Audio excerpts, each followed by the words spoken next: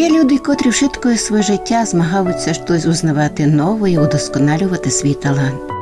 Герой нинішньої нашої програми Еміл Курта – це той чоловік, котрий у свої поважні годи змагається, аби узнавати світ, історію нашої подкарпатської землі. І вшиткі знання, котрі він здобивать, він викладає у своїх книжках про те, аби многі люди задумалися, а тако ми є, чим жили наші предки. Еміл Курта добре знає історію, а й бо не ту, що писалася у радянські часи, а істину, котра се базує на творах великих наших науковців. І що ми се дуже полюбило, що він тут і історичні факти підкреслює і вказує на істочник, откить він то учитав. І кіт се такось сумніває у достовірності його суждень, може відкрити іздання Михайла Лучкая, а ведь Михайла Володянського і других ізвісних дослідників історії, і знайти там ті факти, котрі були споганені радянською владою. Згідно мого дослідження про назву народу русинів, я дійшов до такого висновку. Першу згадку ротен або рутен я віднайшов за 1340 рік. Це, значить, нас германські племена називали ротенами. По-німецьки «роттен» означає «червоний». А чому червоними? Тому що німці знали поляку, знали мораваку, яка їх назва, знали чеху. А от яка назва нашого народу на південь від Карпат і на південь від Альп, вони не знали. І назвали нас просто південними. А в старину сторони світу позначалися кольором. Наприклад, на море, яке на південь від Єрусалиму, казали Червоне море. На море, яке було на північ від них, казали Чорне море. І так же німці. Німці нас називали південними, тому що ми південніше Карпат і південніше Альп. А по-німецьки південь – червоний. Червоний по-німецьки «роттен». І тому нас називали роттенами або рутенами, а нашу державу називали Рутенія. Це дуже сподобалося італійцям або римлянам. Але вони нас назвали на свій манер – «Россен». Бо по-італійськи «Росса» або «Розза» – це теж червоний, червоний. Якщо згадаємо пісню італійських або іспанських революціонерів, яка називалася «Бандера Росса», «Бандера Росса», то є червоний прапор або червона хоругва. Значить, це була наша остання назва, яка дійшла до нас дотепер – русини. От слово «роттен», от слово «росен» пройшло назва «руссин». Коли мадяри поселилися в місті разом із русинами у Тисянсько-Дунайської низовині, вони нас назвали «русинок», по-мадярськи «русинок». А словаки від цього нас перейменували на «руснак». Русинок, руснак. Так що ми є і руснаки, і русини, і русинок. От таке походження нас. До того нас називали роксоланами. Чому? Роксоланами. Чому нас назвали роксоланами? Тому що русини – це є корінна нація, від яких походять всі інші слов'янські племена.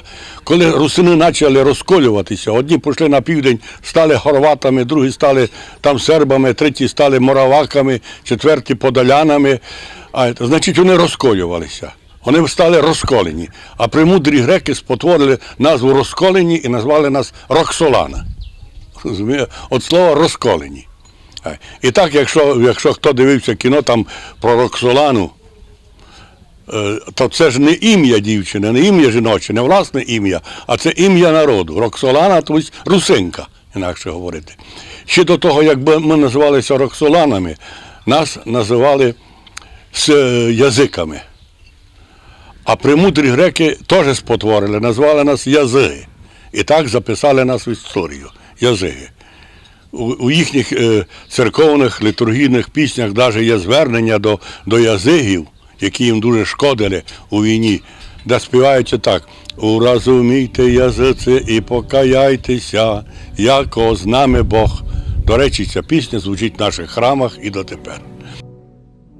Гей, то не вітер хмари сині по горах несе, то князь Хуський до княгині за порадою іде, то не блискавки у хмарі, наче коня на скоку.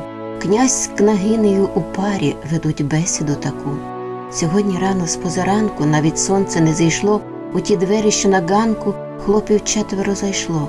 І як зайшли, то й не вклонились, навіть шапки не зняли, лиця брудні, не помились, і від гною по столи. І так пруться у палати всі 4 в рукаши. А той старший став питати: «Де князь, каже, покажи? Моя варта не злякливих, то хоробрі легіні, і хлопів отих сміливих привели в палац мені». «Щося стало, кажу хлопам, хто прислав вас? Щось горить? Може, сталося потопа?» Той, що старший, говорить: «Поки ти, владико Хуський, будеш бавитись дрімать, злі татари народ руський в полон будуть забирать. Що ж, терпіти ворогові? Не кінець ще, лиш початок. Ось учора у Драгові, як спіймали зо 6 дівчаток, всіх поклали на вози та й у гори повезли. Межи ними була і Люба, твого конюха донька, мала скоро йти до шлюбу за мого брата, за панька. А у Липчі зли татари попалили нам хати, захопивши всі отари, самі встигли утекти. Добре, хлопці, я їм скажу, будем міри ми приймать, а за наглість вам накажу логиною частувати». Усі наші слова запозичили другі народи, тому що, от як пише Лучкай, і між іншим і Нестор Літописець. Нестор Літописець так і вказує, що слов'янство зародилося на берегах Тиси і Дунаю, і в Південних Карпатах. А коли ці народи стали собі тягарем, так розмножувалися, що вже стали ніде було описати свою худобу, свої стада, так вони почали розколюватися, щоб зайняти нові території.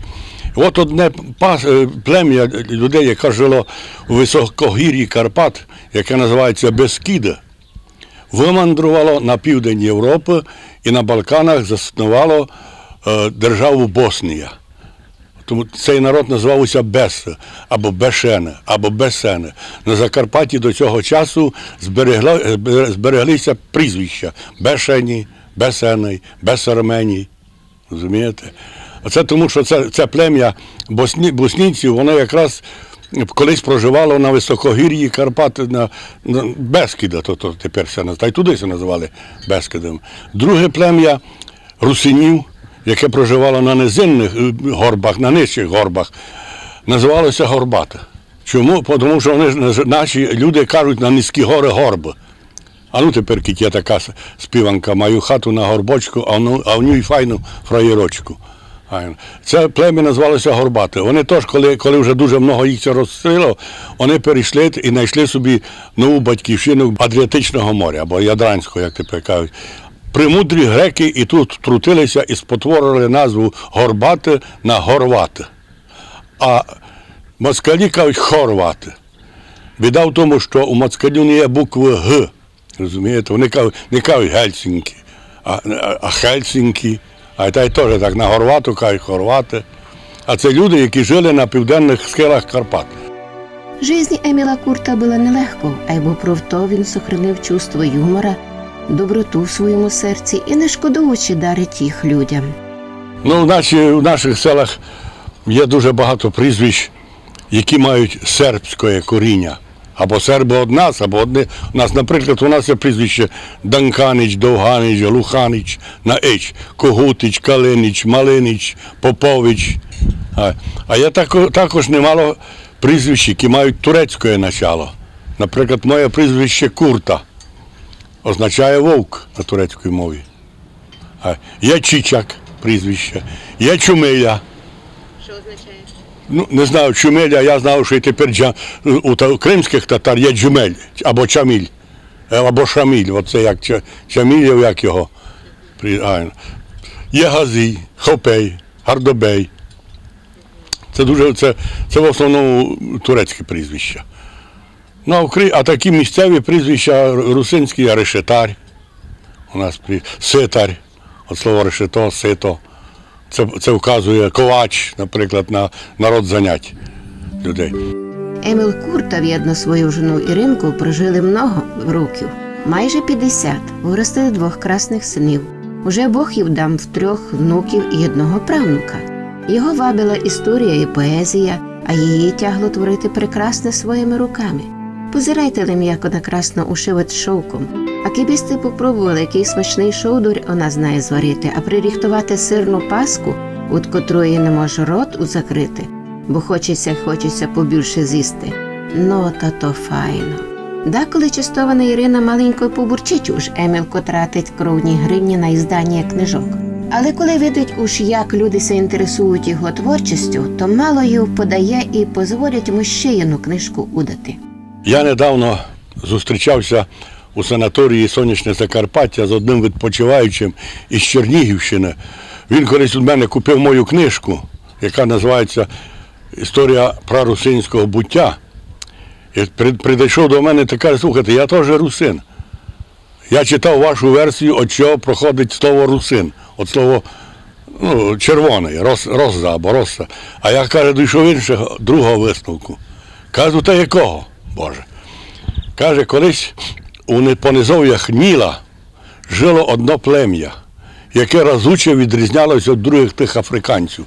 Вони були світловолосі, голубоглазі, кожа у них була біліша, як у тих других арабів. І їх називали племенем «Сини Сонця». У них був Бог Ра, це Бог Сонця, розумієте, Ра. А Сен, то означає, син. І Росен, він так виводить, і слово Росен, то значить сини Бога Сонця. Кажу, так і бо знав, то бо цю версію теж включив у свою книжку. Виходить, що ми сини Бога Сонця. Низька Еміл Курта удав більше 10 книжок за свій кост. Він з молодості пише стихи, історичні нариси, детективи, дітські книжки, в котрих є скоромовки, загадки і поучительні історії. Чомусь сороки закричали, чомусь ворони каркають, та це ж вони побачили Стасика з цигаркою. Ще й до столу не доріс, ще й не висох в нього ніс. Іде з цигаркою в зубах. Ох, нечемний хлопець Стас. Ішов діда із Бескіда за калапом перце, як побачив пні букові, схопився за серце. Порубали внуки буки, смереки, тополі, залишили за собою самі схили голі. Чи то совісті не мають, чи закон не діє, коли знову пан Бог знає, схил зазеленіє. Закохалися в природу, чистий ліс і свіжу воду. Присягнемось я і ти, цю природу берегти. Татку, подивіться, що то за гуска, що у неї такий дзьоб довгий, як мотузка. То не гуска, не гусак, це отой лелека, що маленьких діточок приносить здалека. Я почав складати вірші або вигадувати різні такі історії десь ще в 5-6 років. Бо такий був випадок, що то мені заборонили писати, займатися тим раз і назавжди. А як то було? Знаєте, я склав такого віршика, такого файного, що там, про кота, про песика, песика чомусь прозвали Гітлером, то ще ті роки були, коли жебраки єврейські ходили по 2, по 3, та, знаєте, жебраки з псом задиралися там, а пес на них дуже гавкав, то прозвали його Гітлером. Пса, то мені це дуже полюбило, то я віршика такого написав. Мене так хвалили мої батьки, розумієте, заставляли кожному розказувати. Я тут тимся так увлек, що я ще почав придумувати по деякі віршики. І то дійшло до того, що це вже всім надоїло. Раз, знаєте, теж я був десь у 2 класі, або в 3 класі, та й написав я віршика такий на колгоспну тему. Як колгоспники знищили наш сад. Мій дідо посадив був перед началом колгоспу 2 гектари саду. Там вже такі файні були яблунки, що вже 3-4 роки. Почався колгосп і знищили, не треба було, не парувало там тому саду, ви знаєте. То я таки написав того віршика. Знаєте, раз у школі десь був я у 2 класі або в 3 класі, на великій перерві закликали мене до директора в кабінет. Там сиділи 2 незнайомі мужчини. 2 мужчини. Один незнайомий, а іншого я спознав був секретарем сільської ради. Та й почали мене так хвалити. Ми чули, що ти файні вірші знаєш розказувати. А ну розкажи нам такий свій віршик. А я взяв та не свій віршик розказав. А я розказав, туди дуже розхожий був такий віршик. Сидить баба в буряні та ряхує трудодні, руки голі, ноги босі, так то жити в колхозі, не корований свині, єден Сталін на стіні. І показує рукою, ідіть на захід за мукою. Ялки-палки, якби ви бачили, як ушитки вчителі пополотніли, директор теж почався трясти, а я дітвак, що я розумів? Розумієте, ну та й почали не звіяти, чий я син, ну та й того й того. Син, а ну за вуцьом. Та й загнали за няню, а няня не було вдома, бо були на роботі. Ну, закрили мене, коротше говоря, там була така фара, попуська фара, пристосована для школи. А у той фарі був такий великий комен, що там і будили солонину. Заперли мене в той комен до вияснення, доки няня не прийдуть. А в тому комені вже сиділи теж дітваки, такі 2 роки старші, Когутич Петро і Локес Петро. Тих заперли за те, що грейдом на руці малювали свастику, теж діти. А другим дітям на плече лепкали, знаєте, і то такий відпечаток. Ну, та й ми вже там сиділи. І за тими батьками загнали, бо й тих не було вдома, бо одного батька посудили на 25 років за релігійні його переконання, а другий десь норму у Вашковиці, чи в Дешковиці, чи де одробляв. І знаєте, якась саринча стала, хтось прийшов до тих сільської ради, що того Микуліна, а той день був кагебіст, Микулін. Того Микуліна срочно, хтось за ним прийшов, срочно треба йти в райком партії. Оказалося, його арестували за антирадянську діяльність.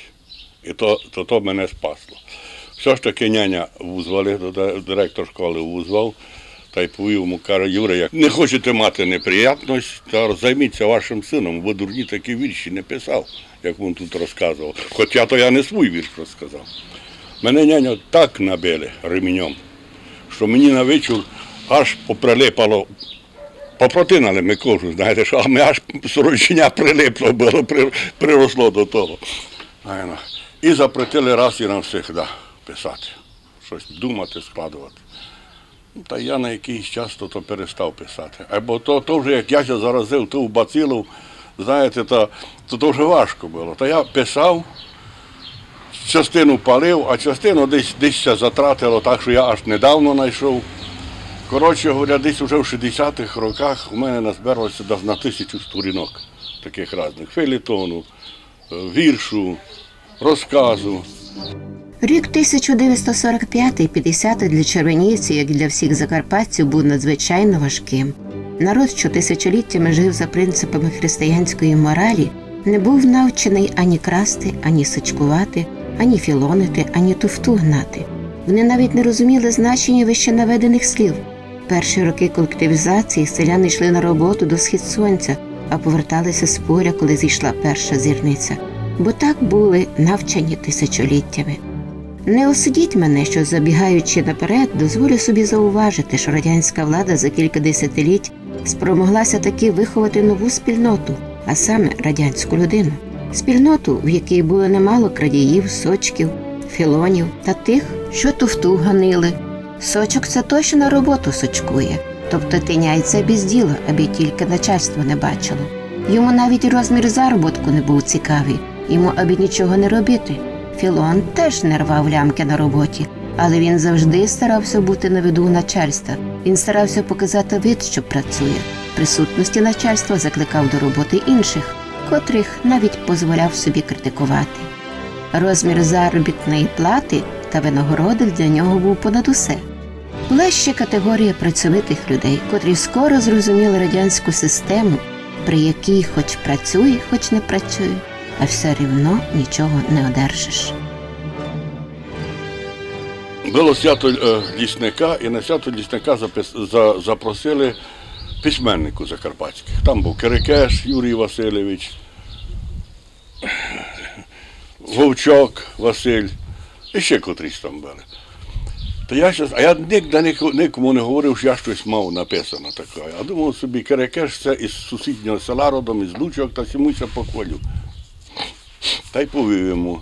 Так і так кажу, у мене є теж написано десь таке на 1000 сторінок.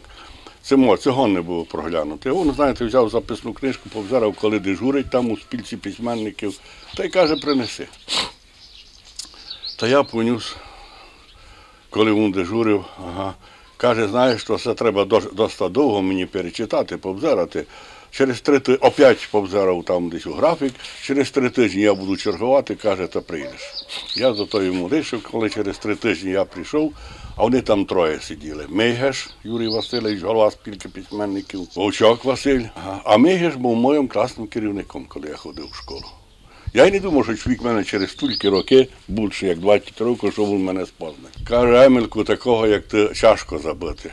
Та я не був кращим учеником у школі, я був просто такий хуліганистий, знаєте. Тому вас, навірно, і помнив. Зато я, навірно, і запам'ятав. Каже, ми прочитали твоє, дуже файно пишеш. Пишеш так, як треба, якби ти на то був готовий. Айно каже, я тобі посоветував цю писанину десь спряч, так би її ніде ніхто не видів. Якщо не хочеш іти білі медведі попасувати в тундру. Матеріальні вигоди та політичні злагоди одного поля ягоди. Коли реформи згори, то жебраків повні двори. На полю нам сонце сходить, на полю нам зайде, коса з рук нам не виходить, за плечими зайда. По 3 шкури з мене луплять, по 4 здеруть, коли виросла ще й 8, та й то ту заберуть. Так я собі фермерую, не сміюсь, не плачу, на дірявім мості знайду, на цуровім страчу. Я все себе вважав русином, бо в нас у селі і в нашій родині всі знали, що ми є русини.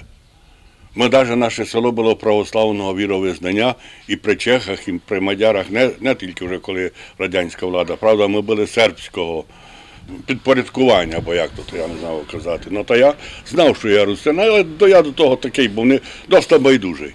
І кажу, раз на вокзалі у Мукачеві, я ходив так по Залові, чекаючи поїзд на Москву, і там «Союз Друк». Знаєте, раніше були кіоски такі з журналами. Позирав я там журнал «Русин». Називається «Русин». А я взяв той журнал, слухайте, почав я читати, оказується, русини є. То, оказується, журнал був русинов Сербії, з Руського Керестура. Ну і так я почав замислюватися, що дійсно, я ж все ж таки русин, мої родичі русини. Але як був знати історію? І от почав я шукати всякі книжки, знайшов Кондратова, історія карпатських русинов для народу, така як книжка Кондратович був, Іриней Михайло.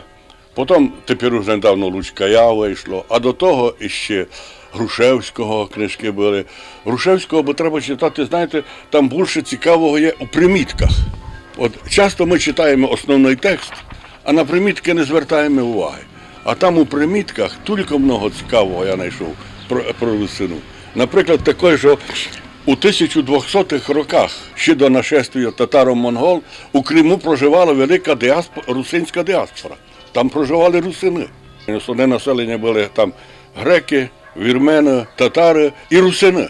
Ну так я помало почав. Коли я вже вивчав якийсь мав матеріал, то думаю, що той матеріал треба і опублікувати, бо й другі люди щось тут знали. Ну я собі не ставив мету, знаєте, зробити своїх книжок наукову працю, гідну для дослідження або гідну для того, щоб її десь вивчали.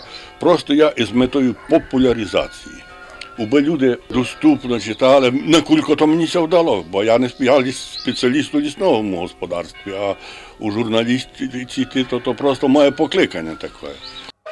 Ой, ви гори, сині, сині, цілющі криниці, пасуть вівці в полонині зелену травицю, а травиця медовиця, пахуча, росиста, буде бринза на всю зиму, смачна та корисна.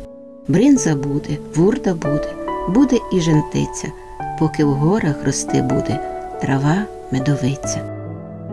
Місяць липень, нічка тепла, сіяє зірниця, в чистім полі гнуться стебла ярої пшениці, цілу нічку без упинку цвіркуни цвіркочуть, своїм співом всю долину полонити хочуть.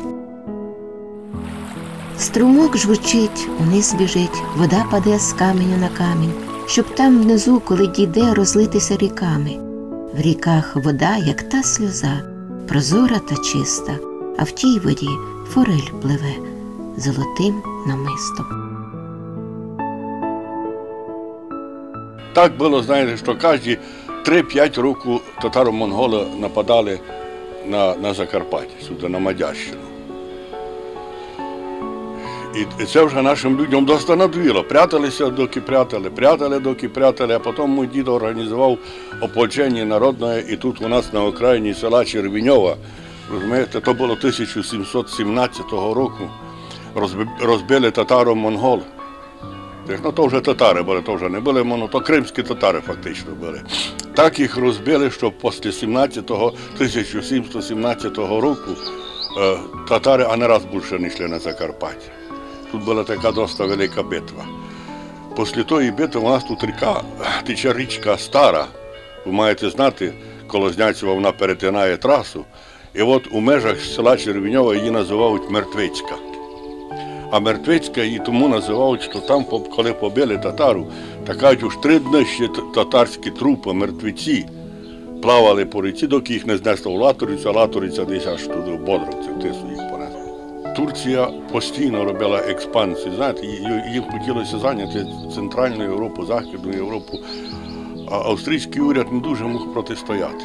І Марія Терезія вирішила по примеру Польщі і Росії зробити такі вроді козацькі поселення на границі з Турцією, так як поляки робили на Україні і руські туди на Дону.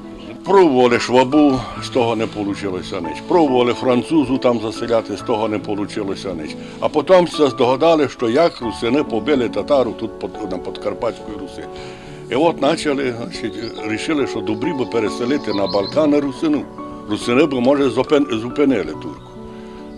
Ну, та почали, то був, хто організував, і прийшли на мого прапрадіду, на Олексище його. За те, що був великий ростом, то звали його Олексище, а фактично був Олекса. Ну і запросили його туди, до Марії Терезії, для того, щоб організував русину для переселення туди, на Балкан. На Руський Керестур, там Нове Орахово, Коцур, Новий Сад. Першими пішли у ці 250 сімей із Червіньова. Представте собі, яке мало бути село Червіньово велике, якщо 300 років тому назад 250 сімей туди переселилося. А потім польських русинів, словацьких русинів, з Іршавщини, із Рахівщини, з Тячівщини. Помало переселилися і там організували. І зупинили турку. Мій няня колись був сабу, шив зимніми ночами. А до нас ці люди сходили, знаєте, одні на примірку, другі перенесли закази, треті прийшли просто посидіти. Тоді де говорили, а я тося прислухував, а я потім пов'язував, а це гонно то так бити, а це не могло то маленько іншак бити. І отак я прийшов, що я написав цю легендарну історію. А часто мені, знаєте, дорікають, що я русин, по духу і по плоті, а пишу українською мовою. Ну, я ще можу пояснити тим, що я пишу не так для русину, тому що ми про себе почти що знаємо все, а для тих братів із північного боку Карпат, які мало про нас знають. Розумієте, якщо я буду писати русинською мовою, то не будуть наші люди читати. А так, мабуть, можливість люди і з Харківщини, з Донеччини, з Слобожанщини читати нашу історію. Я з такими людьми, що перший раз чують, що є такий народ, як русини.